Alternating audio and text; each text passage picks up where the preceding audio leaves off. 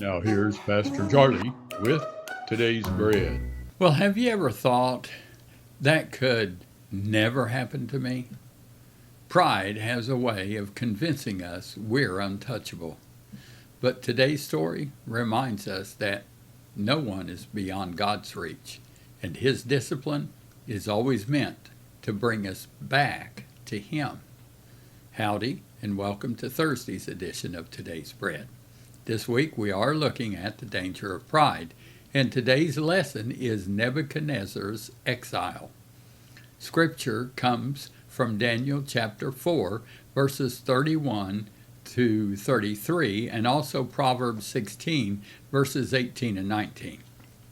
Now, in a single moment, everything changed for King Nebuchadnezzar. While he was boasting about his own greatness, God interrupted him. Just as Daniel had foretold, the king lost his kingdom and his sanity. For the next 7 years, he lived away from his palace, his power, and his luxury like a wild animal. As difficult as that sounds, God's purpose wasn't simply to punish the king. It was to restore him. His exile was actually an act of mercy, a final opportunity to recognize that God alone is the true king. The same principle still applies today. Pride has ruined political leaders, business leaders, ministers, and everyday people. Many heartaches could have been avoided if people had simply humbled themselves and repented. God doesn't delight in judging people. He delights in redeeming them. He patiently calls us back to Himself because He wants a restored relationship with us.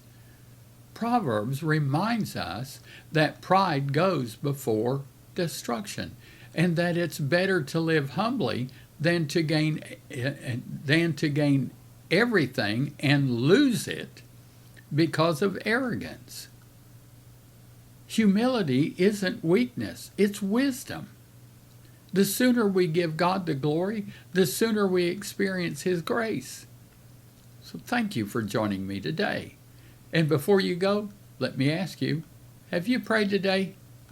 Thursday's prayer focus for America is to pray that our young people will be nurtured in character, courage, and purpose as they grow into future leaders.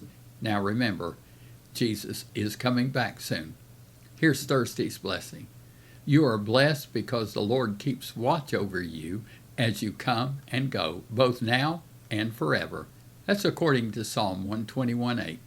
Now remember, it's one day, one devotion, just one step closer to Jesus. See you next time on Today's Bread.